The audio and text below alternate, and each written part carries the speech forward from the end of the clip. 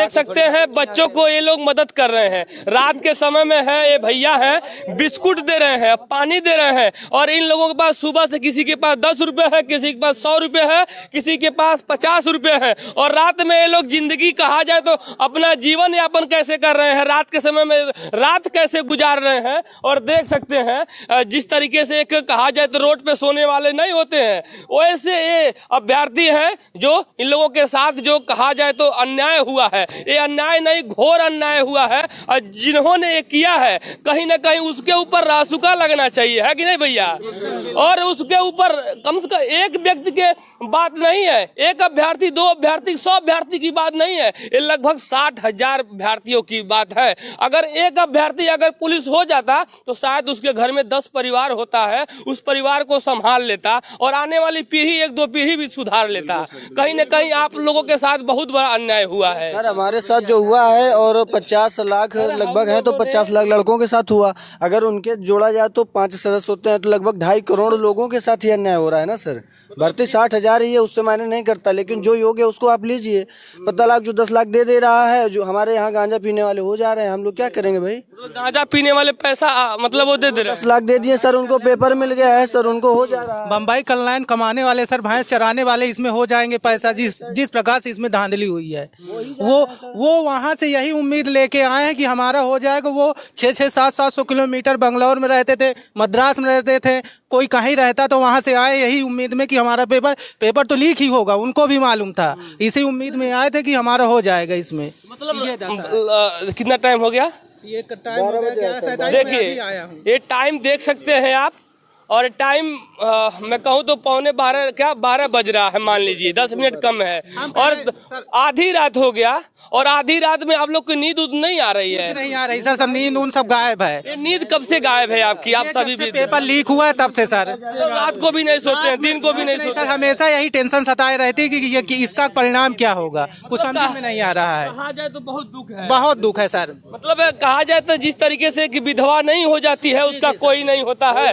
आज 60,000 अभ्यर्थी जो हैं ये लोग विधवा हो गए हैं। थोड़ा सा इधर आने का प्रयास करिए, मैं दिखाने का प्रयास करिए। इधर आइए, इधर आइए। आयोग से यही कह रहे हैं, अगर उसका खजाना खाली हो रहा है प्रशासनिक सेवा करने में, तो हम कह रहे हैं फिर से वो फॉर्म भराने के 1,000 रुपए ले। सारे बच्चे देने के लिए तैयार है। अगर उसका खजाना खाली हो रहा है राज्य सरकार का या आयोग का जो भी पेपर करा रहा है, अब गेहूं बेच के पैसा देंगे, हम किसी भी तरीके से देंगे। इसका एग्जाम हम फिर से फीस देंगे, चाहे 1,000 लगे। सरकार को गारंटी देनी होगी कि इस बार पेपर नहीं लीक होगा। हमें क्या पता है इस बार, मान लीजिए जो लीक किए हैं आप पेपर रद्द कर दें, पेपर फिर से करवाएं। आयोग पता नहीं, आयोग जो लीक कर दे रहे हैं, अगर उसकी जांच होती है, पुख्ता सबूत पाया जाता है कि यही व्यक्ति है लीक करने वाला, तो उसकी सजा कैसी होनी चाहिए आप लोगों को? सर अब उसकी सजा सरकार निर्धारित करे। हमारी केवल यही मांग है, री एग्जाम हो बस। यही नारा है, कहीं यही नारा है, री एग्जाम हो बस। अब उसकी सजा सरकार जाने, उसका काम। जिंदाबाद, जिंदाबाद। देख सकते हैं, मैं कम समय में इन लोगों की बात को भी रखा, कम समय में इन लोगों की बात को रखा और इन लोगों का दर्द भी सुना। एक किसान के बेटे हैं सर, मैं ये लोग गेहूं बेच के आए हैं, और कुछ ऐसे भाई जो हैं हमारे, इन लोगों के पास पैसा नहीं था। जब पिताजी से अपने पैसा मांगे तो इनके पिताजी कहा आपको जाना है तो जाओ, लेकिन मैं मदद नहीं कर पाऊंगा। ऐसे ऐसे भाई हैं, तो सरकार को सोचना चाहिए, क्योंकि उत्तर प्रदेश की सरकार जो कहती है कि ईमानदारी की सरकार है और गारंटी देती है कि हमारी सरकार गारंटी देती है कि कहीं से कोई लीक नहीं होगा। ये लीकेज वाला मामला आता कहाँ से है? और लीकेज को ठीक करने के लिए आपने जीरो टॉलरेंस की नीति अपना रखी है। पूरे प्रदेश में ये लागू है, आपका जीरो टॉलरेंस कहाँ है?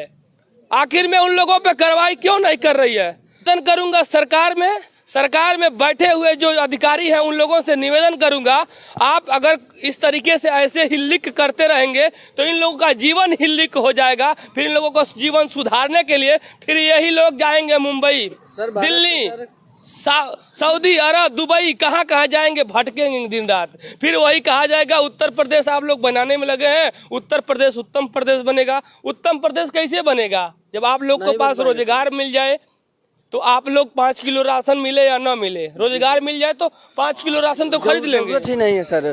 5 किलो भारत सरकार कहती है कि हम इसको विकसित देश बनाना चाहते हैं। सर कैसे हो जाएगा? युवा तो सब रोडों में पड़ा है, कहाँ से विकसित देश होगा? हमें दिखना चाहिए ना विकसित देश है। 2024 का चुनाव आने वाला है, चुनाव आने वाला है, तो नेताजी लोग आएंगे, बिल्कुल आपको हृदय से बड़े बड़े वादे करेंगे, लेकिन बाद में क्या होता है? कुछ नहीं।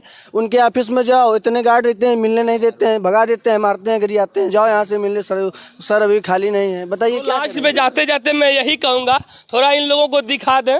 अब ये लोग फिर सुबह उठेंगे, तो आप लोग फिर सुबह उठेंगे भैया? भैया जरूर उठेंगे, जब तक लड़ेंगे, जब तक हमारी मांग पूरी नहीं होगी। मतलब ऐसे ही सोते रहेंगे और लड़ते रहेंगे, आप लोग मदद करते रहेंगे, बिस्किट खाते रहेंगे और बस लड़ते रहेंगे। कहा जाए तो कुछ ऐसे समाज सेवी हैं जो आप लोगों को मदद कर रहे हैं, रात में आपको दुख जान रहे हैं कि बिस्कुट ला रहे हैं, लेकिन जिसको आपने ये सोच के वोट दिया था कि हमारा भविष्य बदलेगा, वो लोग आए आपका मदद से हाल चाल लेने के लिए? कुछ नहीं भैया, हाल चाल लेने आए हैं, अब देखो क्या होता है। जब तक लेकिन लड़ेंगे तब तक, जब तक हमारे साथ न्याय नहीं होगा, न्याय नहीं होगा तब तक लड़ेंगे, यहीं पढ़ेंगे, यहीं खाएंगे। बस भूख हड़ताल भी कर देंगे। भूख हड़ताल क्या, भूखी हड़ताल है, जब खाना मिलेगा जितना खा लेंगे, नहीं मिलेगा बस भूख हड़ताल चली ही रही है। तो देखिए ये लोग कह रहे हैं जब तक न्याय नहीं मिलेगा हम लोग ऐसे सोते रहेंगे रोड पे इको गार्डन के सामने, और ऐसे ही हम अपनी मांग को मांगते रहेंगे। फिलहाल हम सरकार से हाथ जोड़ के विनती है, आ दीजिए, री एग्जाम कराइए, फिर से आप परीक्षा कराइए और इन लोगों का भविष्य उज्जवल हो और आने वाले समय में भी ये भी अपना सपना देख सकें, क्योंकि ये लोग किसान के बच्चे हैं। जब किसान का बच्चा पीड़ित होगा और किसान एक तरफ बॉर्डर पे है और एक किसान का बेटा लखनऊ में धरना दे रहा है, कहीं ना कहीं ये दोनों कहा जाए तो बेटा और बाप दोनों तरफ रहे हैं। और उत्तर प्रदेश की सरकार और दिल्ली की सरकार को सोचना चाहिए। फिलहाल आप लोग क्या सोचते हैं कमेंट करके बताइए, और आधी रात को इन लोगों का दुख और दर्द दिखाने के लिए मैं भी आया हूं, तो आप लोग भी इन खबरों को देखकर क्या सोचते हैं कमेंट करके बताइए। जय हिंद, जय भारत।